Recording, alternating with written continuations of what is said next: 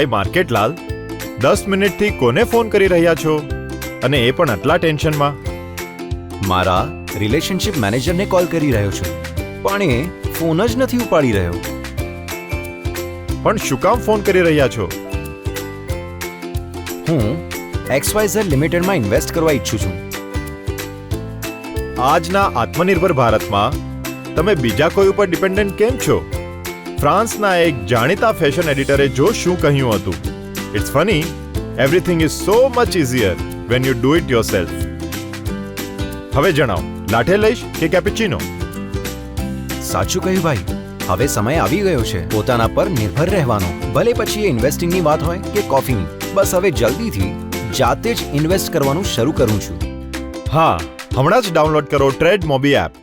Investment in securities market are subject to market risks. Read all the related documents carefully before investing.